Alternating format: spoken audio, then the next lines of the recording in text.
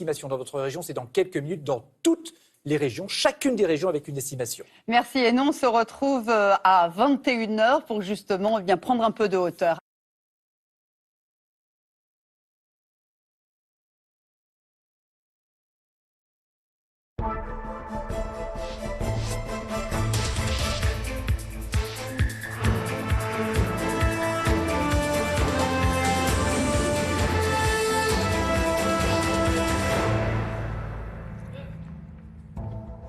Bonsoir à tous, soyez les bienvenus sur France 3 Paris Île-de-France pour cette grande soirée spéciale, le premier tour des élections régionales et départementales, double scrutin, 2 fois plus de résultats donc à découvrir ensemble et à commenter avec nos invités qui vont se relayer toute la soirée sur ce plateau.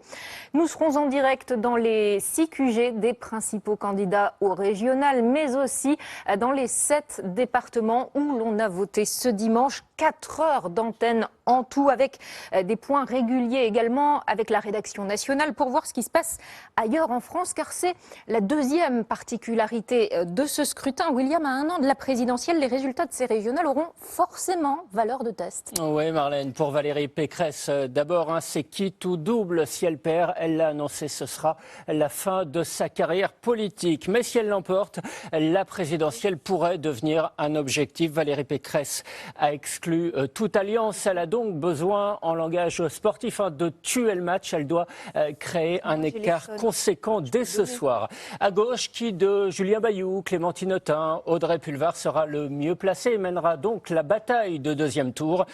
Tous les trois peuvent y croire dans les états-majors, au PS, chez les Verts, chez les amis de Jean-Luc Mélenchon. On va regarder forcément quel est le rapport de force dans cette quête improbable d'un candidat unique de la gauche en 2022. Pour Laurent Saint-Martin et la majorité présidentielle, c'est un peu opération reconquête, jusqu'au municipal. L'an dernier, catastrophique à Paris notamment, l'Île-de-France était plutôt une terre électorale favorable au président de la République. Traditionnellement, c'est plus compliqué pour le Rassemblement national. Jordan Bardella ne s'en cache pas, il y voit la dernière occasion avant 2022 de conquérir de nouveaux électeurs, Marlène. Oui, et malgré ces enjeux à la fois locaux et nationaux, eh bien, il semble que les électeurs ne se soient pas beaucoup mobilisés, n'est-ce pas Carla ? Oui Marlène, alors le taux de participation pour ces élections régionales était de 22% à 17h en Île-de-France. Il est en forte baisse par rapport à 2015 puisque ce chiffre s'élevait alors à 35%. Merci Carla et on vous retrouve évidemment tout à l'heure pour les premiers résultats. Donc quasiment 8 électeurs sur 10 à 17h qui n'avaient pas été faire leur devoir civique.